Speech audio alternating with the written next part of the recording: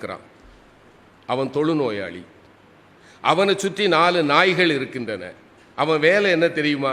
காலையிலிருந்து சாயங்காலம் வரைக்கும் எங்கெங்கெல்லாம் அலைய முடியுமோ அலைஞ்சு அவனுக்கு உணவை கொண்டு வருவான். 5 பங்கு வைப்பான். தன்னை சுற்றி இருக்கிற 4 நாய்களுக்கு 4 பங்கு, 5வது இவனுக்கு. அப்படி 4 நாய்களுக்கும் கொடுத்து விட்டு இவன் சாப்பிட போகும்போது சிவபெருமான் போய் கை நீட்டினான். பசிக்குதுப்பான்னா. அவன் அப்படி ஏற இறங்க பார்த்தான்.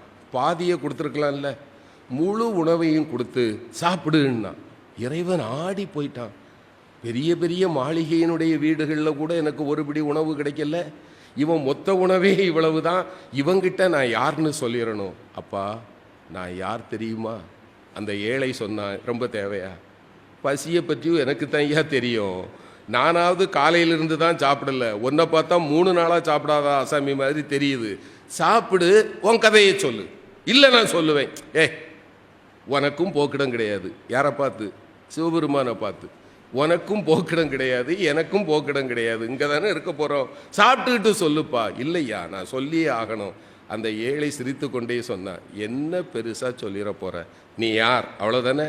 நான் சொல்லவா? நீ பரம்பொருள், இங்கு கோயில் கொண்டிருக்கக்கூடிய காசி விஸ்வநாதன், நீ சரிதானப்பான்னா. இறைவன் ஆடி போயிட்டான். ஞானிகளாலும் கண்டுகொள்ள முடியாத என்னை மகனே நீ எப்படிப்பா கண்டுகொண்டாயின்னா. அந்த ஏழை சொன்னா, இந்த ஊரில் யாருமே என்னை மனுஷனாக பார்க்க மாட்டாங்க ஐயா, என்னை பார்த்தா 100 அடி தள்ளி போயிடுவாங்க. ஆனால் என்னைக்கு சமமாக அமர்ந்து அழுகி போன என் கையில் இருக்கிற உணவை கூட உண்பதற்கு ஒருவன் கையேந்துவான் என்றால் என் கருணை கடலே, உன்னை தவிர வேறு யாரால் ஐயா இது முடியும்? நீ என் முன்னே வந்து அமர்ந்த போதே நான் கண்டுகொண்டேன் நீ யார் என்று. எம்பெருமான் அவன் கையை பிடிச்சான். அவன் தொட்ட பிறகு மேனில ஒரு நோய் வருமா? அவன் கையை பிடித்து கொண்டு சொன்னான், மகனே ஏன் நான் உன்னை தேடி காட்சி கொடுக்க வந்தேன் தெரியுமா? 4 உயிர்களுக்கு நீ உணவு தருகிறாய் பார்த்தாயா? நீ உண்பதற்கு முன்னால் 4 உயிர்களுக்கு நீ உணவு தருகிறாய் பார்த்தாயா? உன்னை விட மிகச்சிறந்த கொடையாளி வேறு யாரும் இல்லை. இந்த கருணைக்காகத்தான் நான் உன் முன்பு வந்தேன்.